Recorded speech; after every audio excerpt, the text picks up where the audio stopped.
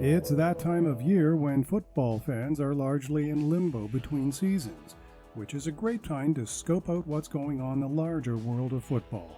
The Super Bowl, which saw the LA Rams win in front of a home crowd in the newly built SoFi Stadium, is now more than a month in the history books at this point, but there's plenty of football and football-related activity now and in the coming weeks, which is the focus of this episode of Before, Behind, and Between.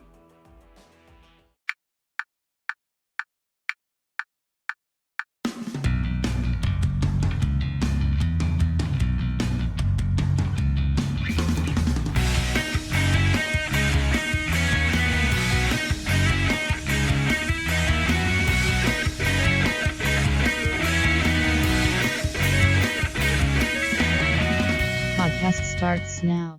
If you're a fan of North American football and its March, what do you do? Well, last week, beginning on March 12, we saw the first weekend of play for the new season of the Indoor Football League. While not everyone is a fan of football played inside an arena, the game in various forms has been around for decades. The Arena Football League, which started in the late 1980s, folded operations in 2019. Which left some clubs with the opportunity to regroup and, in certain cases, to join the Indoor Football League. Kurt Warner, the focus of a movie out right now, and an earlier era LA Ram, refined his chops playing inside an arena for the Iowa Barnstormers, one of those teams that began and flourished in the AFL and continues play in the IFL. So indoor football, it has deep roots, and I don't think it's going away anytime soon. When there's no other football at this time of year, I enjoy the quirks of indoor football. Games are streamed live and archived at the YouTube channel for the Indoor Football League. And for those of you who just can't wrap your heads around indoor football, the absence of football in the spring is about to change. The newly constituted USFL begins play in just a few weeks. Fingers are crossed that this league makes it past its first season, an unfortunate outcome that befell the now defunct AAF and the second incarnation of the XFL, which is still on the map in the pending category tentatively slated for next year 2023. In a slightly different twist of football, the Australian Football League has just begun its season. Fans of North American football might find adjusting to this game a bit of a challenge, but the intensity of play in this unique blend of rugby and physical roughness is a whole lot of fun to watch. Just set your PVR or stream to record at times like 2 or 3 a.m. Eastern. But you get 4 quarters, each 20 minutes, no commercials during the quarters, and the only time the clock stops is when the ball is out of bounds, when blood is visible on a player, or following a goal. This game has been around since the 1800s, and the fan base is rabid and loyal. It's definitely worth checking out. Of course, there's NFL and CFL combines that are fielding potential talent from universities and colleges. On the CFL front, chiefs and head honchos are considering different ways to evolve the game in Canada. Something they do every year, considering tweaks here and there. But this year, there's some limited discussion among social media groups about moving the game to a 4-down format. Traditional CFL fans won't have any of that.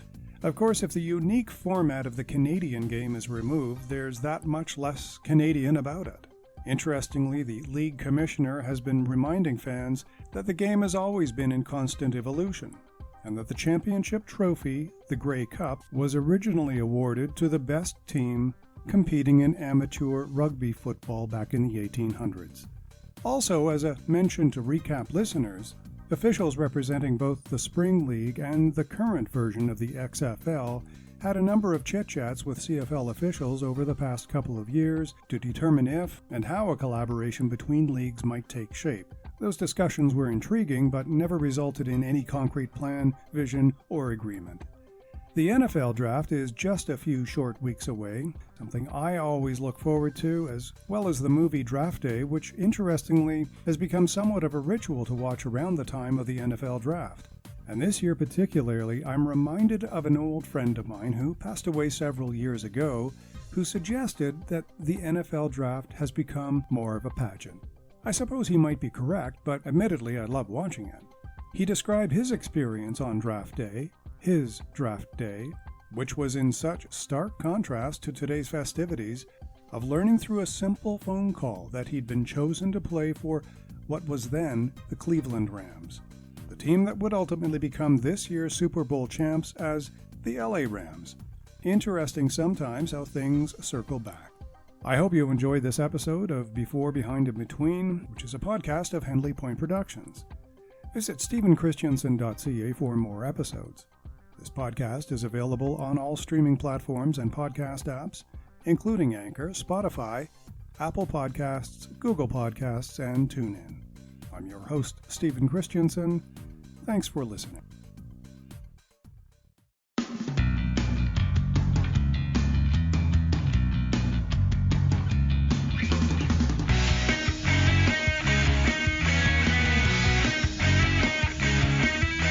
A production of Stephen Christensen.